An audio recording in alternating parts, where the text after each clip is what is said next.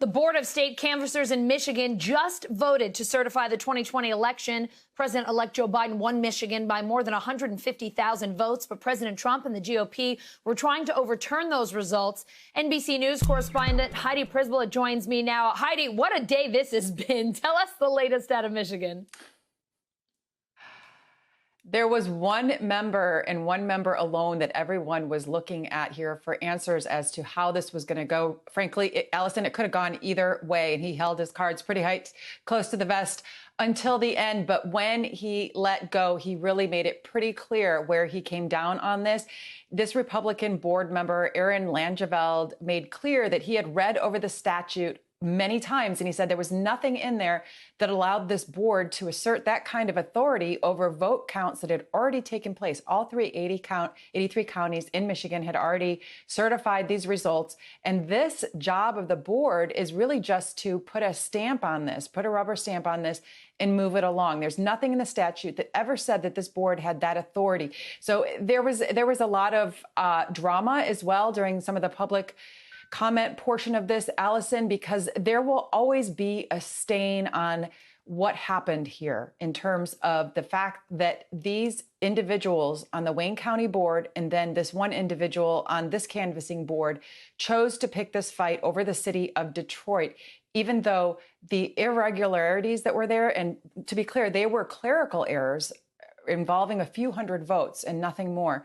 But those irregularities, they chose to pick on Detroit about, even though the surrounding areas, the majority white surrounding areas, had a higher rate of clerical errors. And so this really kind of stung at the heart of some old wounds in the state and in the city, which is a majority African-American city, that these individuals chose to pick this fight here. In the end, I listened to so much of this, Allison.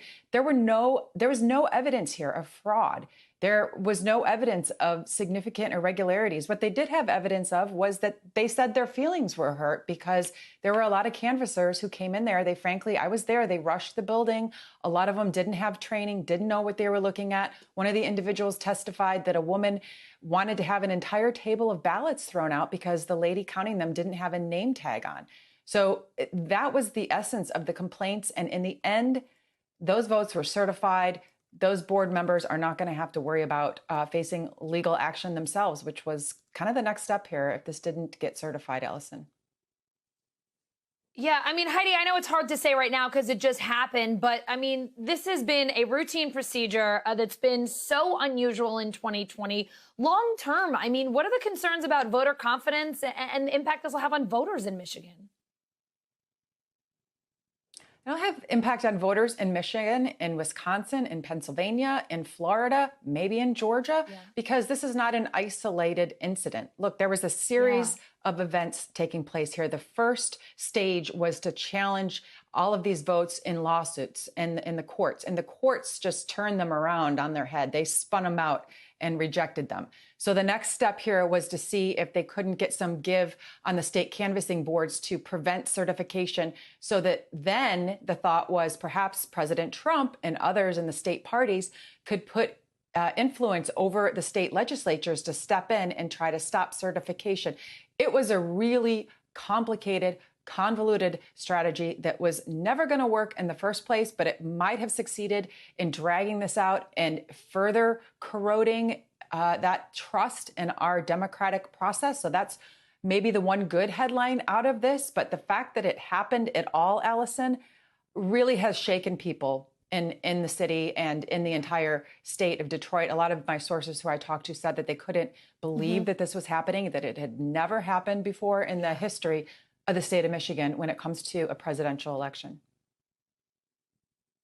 And Heidi, as you've said, it wasn't just the meeting today. I mean, this has been quite a process. We know some GOP leaders from Michigan met with President Trump at the White House on Friday. One of them, State Senate leader Mike Shirkey, tweeted this over the weekend saying, "No one should be intimidating or putting pressure on the canvassers while they do their jobs," basically explaining the certification delay. How are Michigan's Democratic leaders responding? What are you hearing from them today? Well, this literally just happened right now, but I know that they were very nervous about this. There was no certainty what this board member was going to do, and there was a lot of skepticism that because he works in the GOP and the state legislature for the House Speaker, who was one of the members who met with President Trump, that perhaps he would bend to political pressure.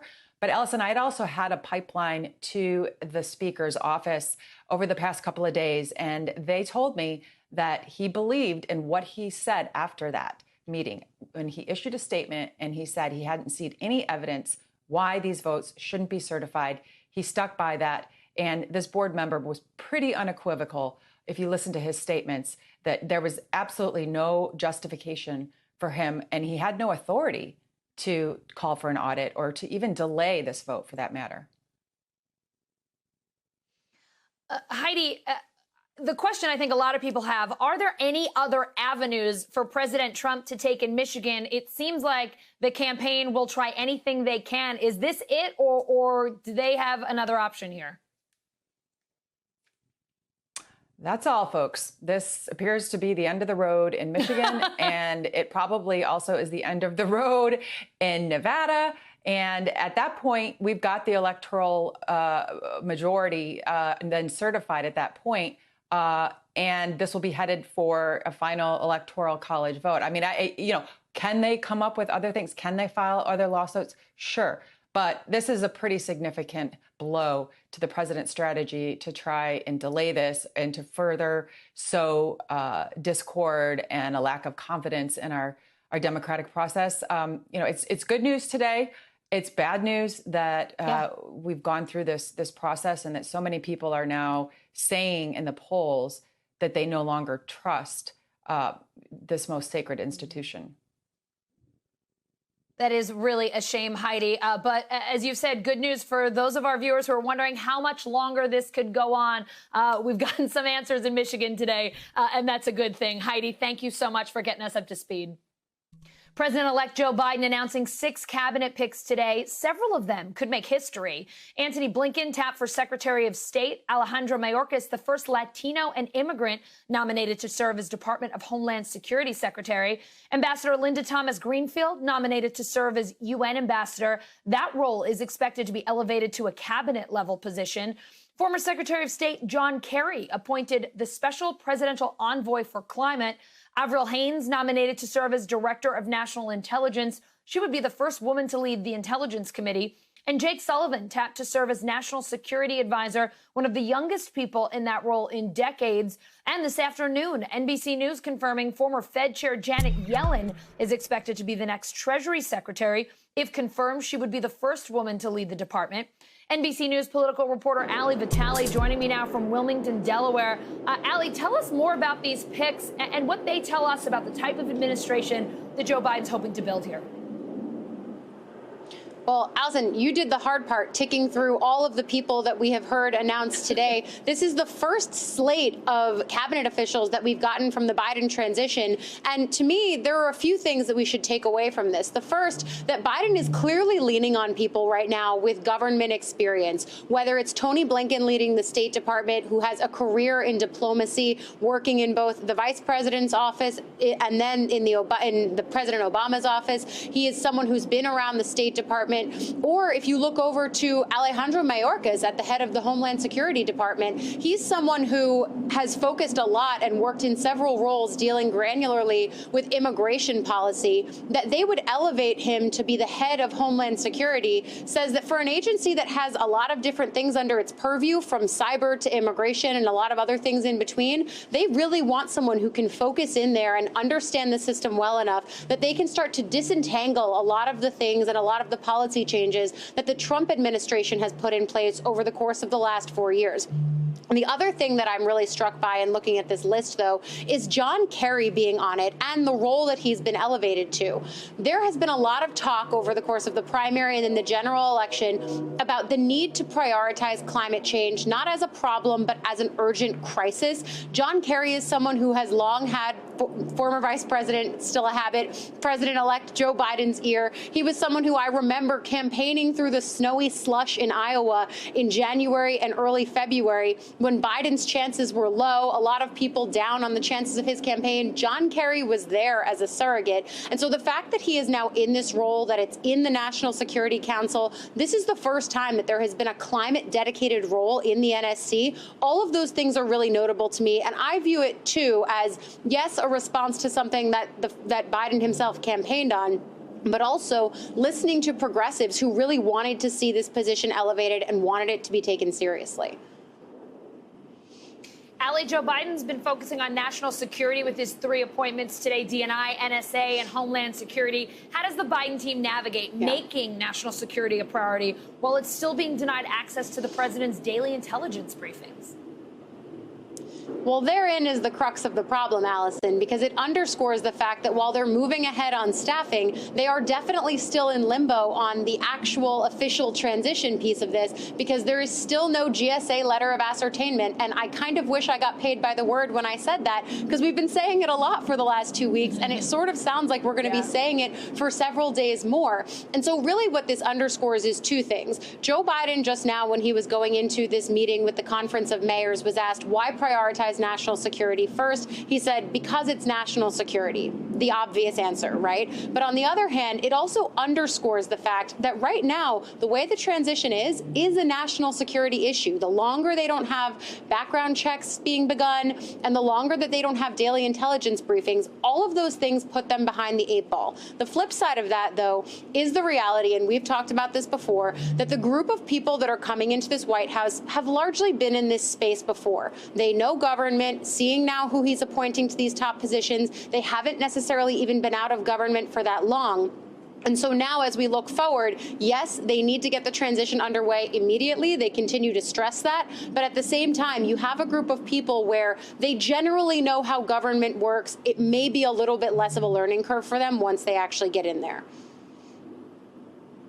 Ali, 2 major foreign policy appointments as well. Tony Blinken as Secretary of State, Linda Thomas-Greenfield as UN Ambassador. What do those potential appointments tell us about Biden's foreign policy priorities?